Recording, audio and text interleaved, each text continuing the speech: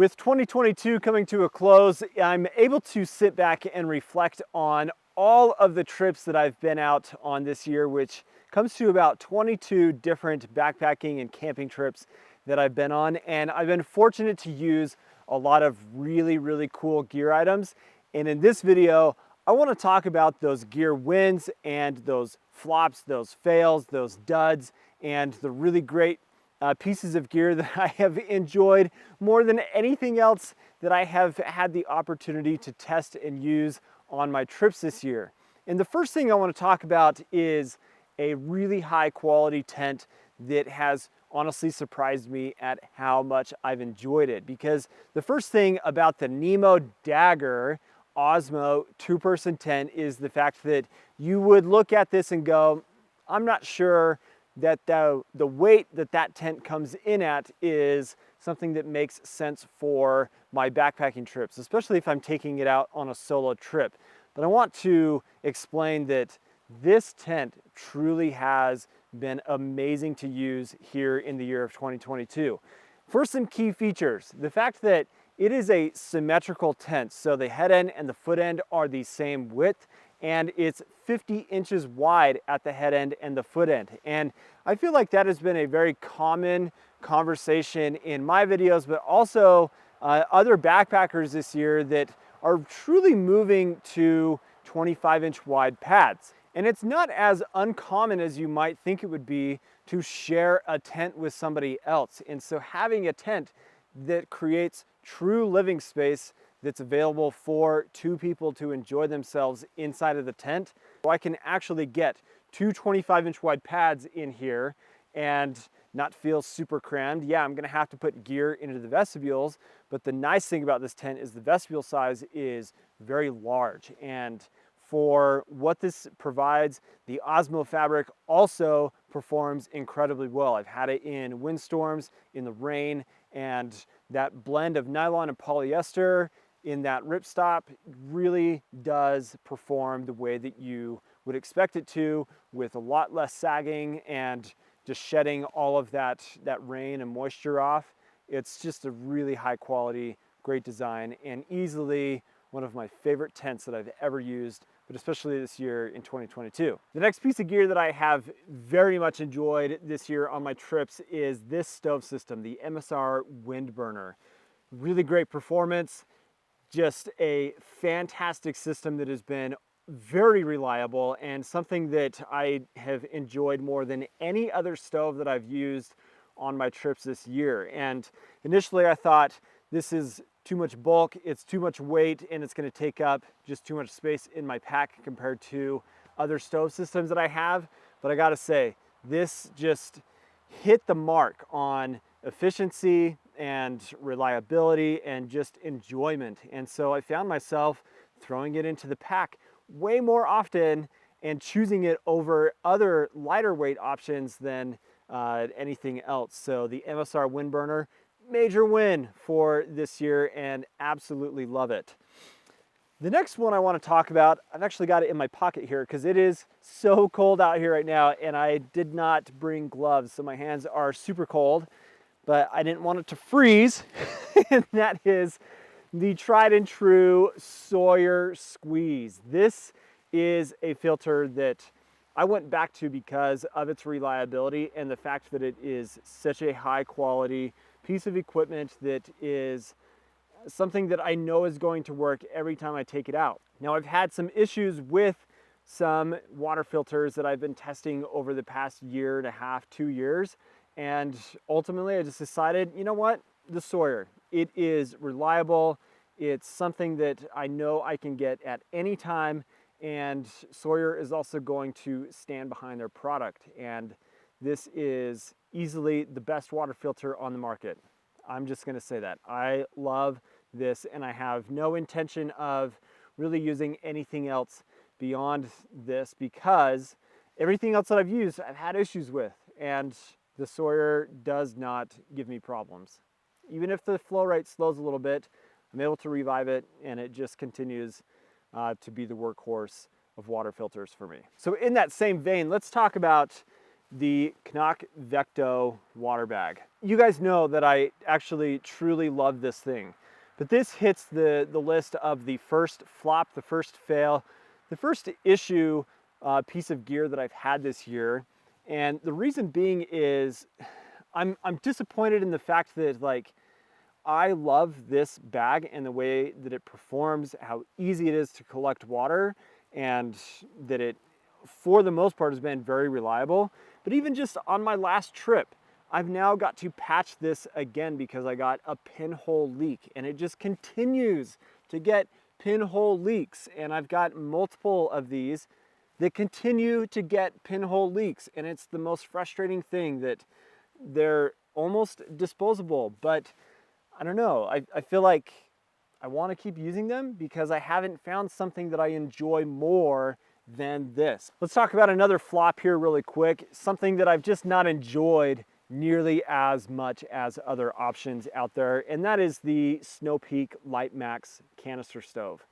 It just doesn't hit the mark in performance, in wind resistance, and just overall efficiency compared to what I've enjoyed out of this. Now, the weight difference between these two, massively different, but reliability here from the wind burner, way better. The LITEMAX, it's just not the most enjoyable stove that I've used this year, and I don't necessarily recommend it. And so I want to point this out because it could be and is a popular stove for a lot of people. It's easily accessible and it's very lightweight, but I don't think that it checks the boxes of all of the things that you would want out of a backpacking stove that other stove systems provide. And so the Snow Peak LITEMAX, it's got to go. Now this year I've used several different sleeping bags and quilt systems like the Zenbivy Light Bed, the Big Agnes Lost Ranger, but the most enjoyable sleeping bag that I have used in all of my trips this year is this guy right here, the Western Mountaineering Ultralight 20-degree rated down sleeping bag.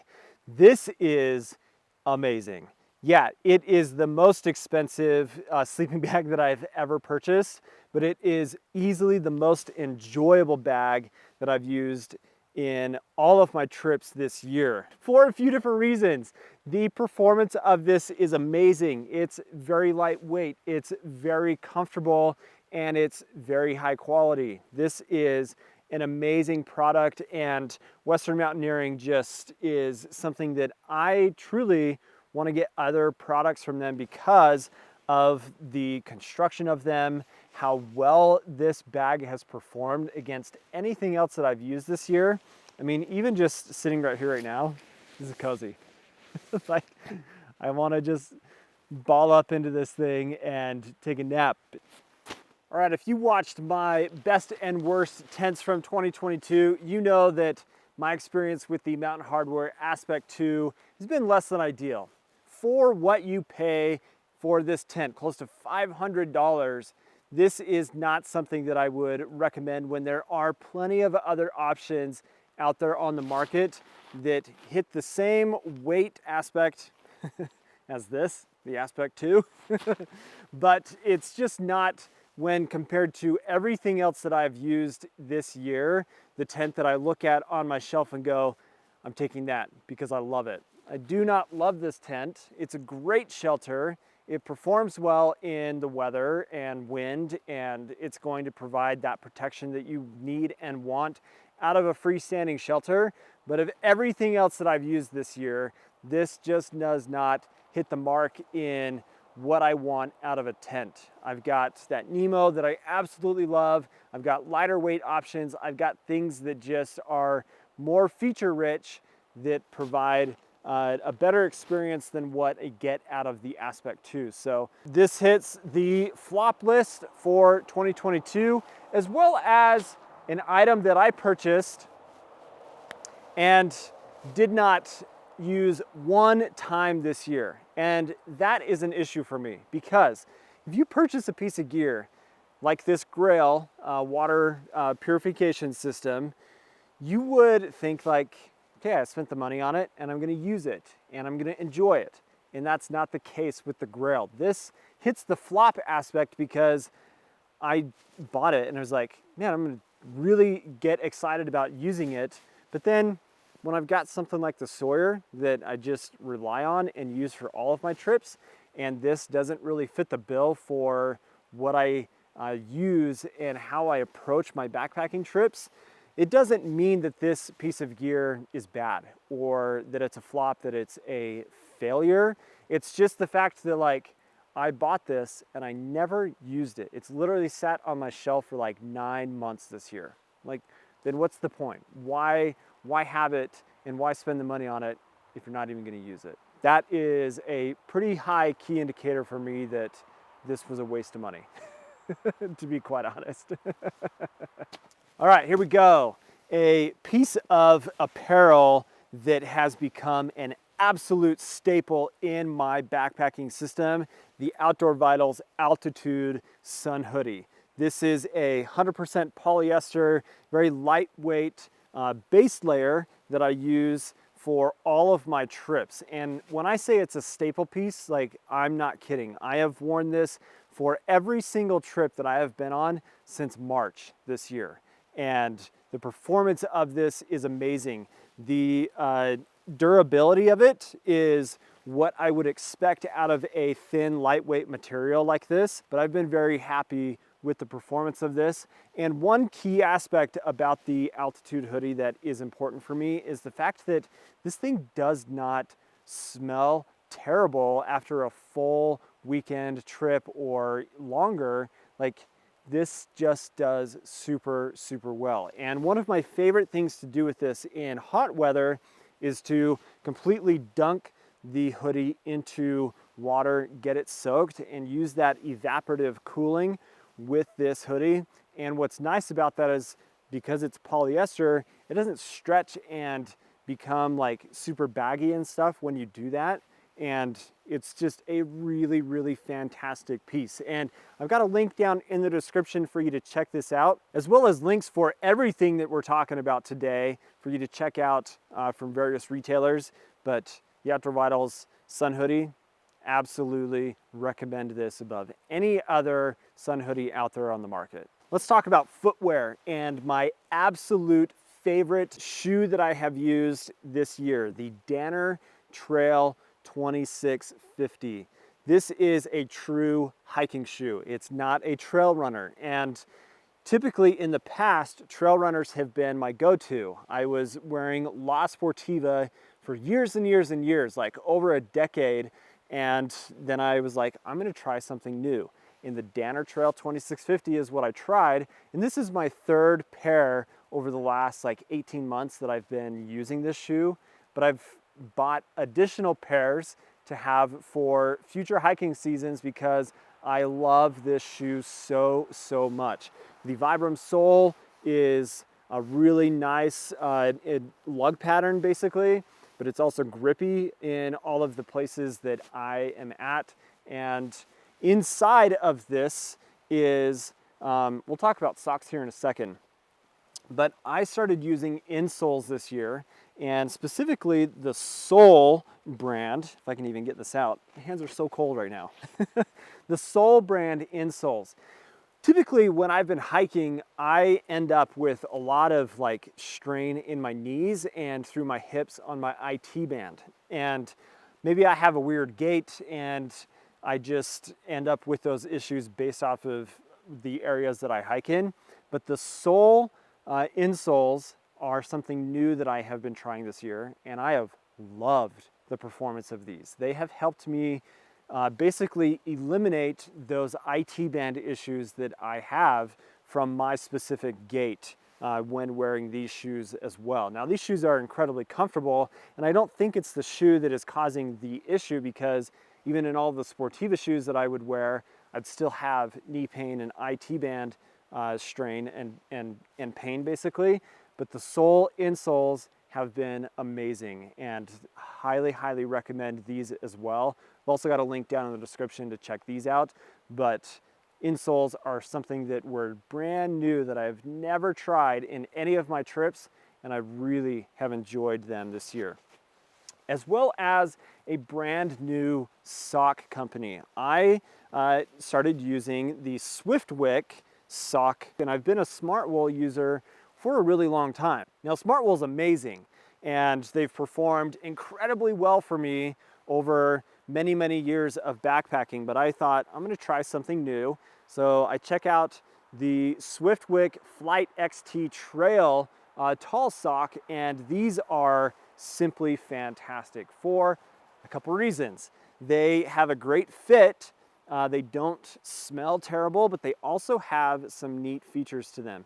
Here on the heel and through the toe box on the bottom side, you've got these like ribbed pieces that are kind of like a grippy type of material that allow the sock to not shift and move around inside of your shoes. So it makes for a very comfortable hiking experience.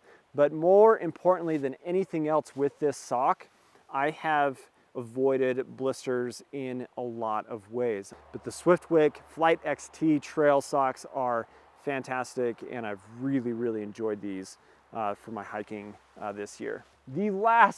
The final piece of gear that we're going to talk about today is one that you guys know that I love. This is the Nemo QUASAR 3D insulated sleeping pad in a regular wide. I've got videos talking about this pad, so I'm not going to go into a lot of detail, but I simply love the performance of this pad. And of every single pad that I've used here in the year of 2022, this is the go-to. This is the favorite, and the one that I recommend for the most comfort possible as a side sleeper specifically. This is absolutely amazing. The Nemo QUASAR 3D insulated pad, highly, highly recommended against everything else out there on the market. So that is my list of favorite gear, the best performing gear, the worst performing gear, the gear that I have not enjoyed, that have been duds, basically for all of my trips that I've been out on in the year of 2022. Thank you so much for watching today, and do subscribe to the channel if you are not. Hope you guys have an awesome day. We will catch you on the next one. See you later.